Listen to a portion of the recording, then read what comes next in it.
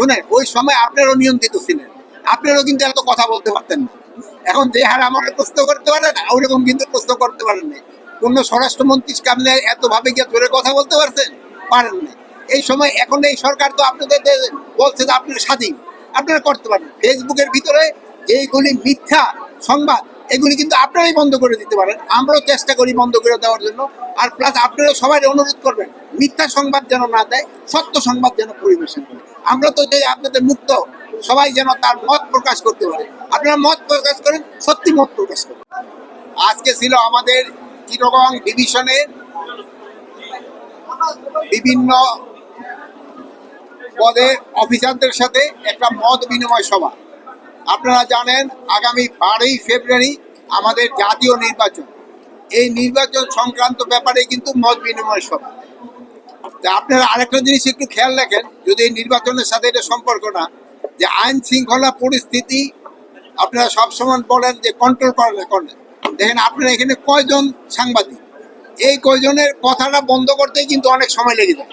তো দেশের পুরো আইন শৃঙ্খলা 18 কোটি লোকের আইন শৃঙ্খলা রক্ষা করা কিন্তু একটা ডিফিকাল্ট কাজ। আপনার কথা বন্ধ করতে সময় লেগে যায়।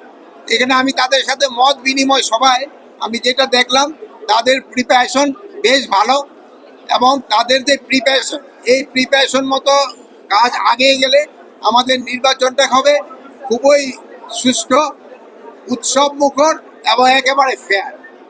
এখানে কোনো ধরনের কোনো অসুবিধা হবে না। নির্বাচনকালীন যে সহিংসতাগুলি হচ্ছে, এটা হচ্ছে কিন্তু অনেক সময় নিজেদের দলের ভিতরে।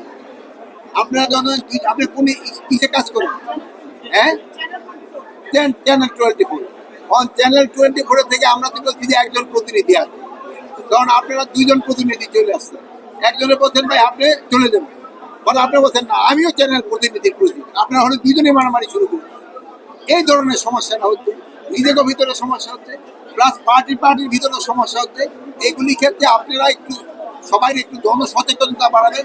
যে এত জনসচেতনতা বাড়াবেন, ওইটা কমে। আর ইলেকশনকালীন সময়ে পরিস্থিতি যেন পুরাটা শান্ত থাকে, এই জন্য যত ধরনের ব্যবস্থা নেওয়ার আমরা নিচ্ছি।